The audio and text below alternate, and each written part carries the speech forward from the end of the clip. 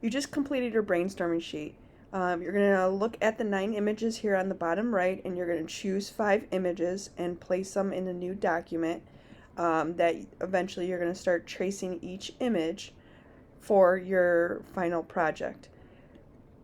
I created a new document here in Illustrator. I'm going to copy my first image that I would like to use, and I'm going to paste it in this document. I'm going to make it large, and I'm going to hold shift to keep it in proportion. And then once I have that large on my document, I'm going to lock the layer, and I'm going to title it R for reference, and then what object it is, so a star. Then I'm going to create a new layer.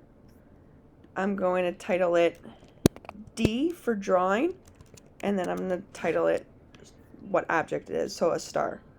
Obviously, if your object is something different, you would title it what that object is. I'm going to create a stroke color that I can see on top of this image, and then I'm going to just take my pen tool and I'm going to carefully trace using curved and straight lines. Remember, when you're creating a curved line, you're going to click, hold, and drag. Collapse the handle by clicking on the anchor point once, and then going to a new spot where that line changes direction. So I'm going to just trace the entire object very carefully using my pen tool.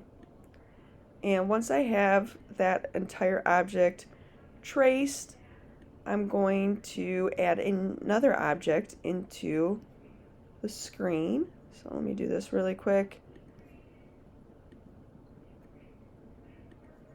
What's nice about placing these on different layers is eventually I can hide my reference image layer, so I'm just left with my drawing. Notice that this reference image is pixelated because I zoomed in, so we want to make sure that we retrace each image so that way we have a vector drawing of each image. So I'm going to just hit this eyeball, and now I'm left with my star. I could even hide this layer and bring in my second image, which I'm going to use the shark. I'm going to place that on a new layer. I'm going to increase the size. I'm going to lock this layer, and I'm going to title it R for reference and what the object is. And then I'm going to create a new layer, title it D shark. And now I'm going to take my pen tool and I'm going to carefully trace the shark. Again, trying to recreate the curves, I'm going to just hit these arrows right here to switch my stroke and fill color. And then I'm going to continue tracing this until I have the completed object traced.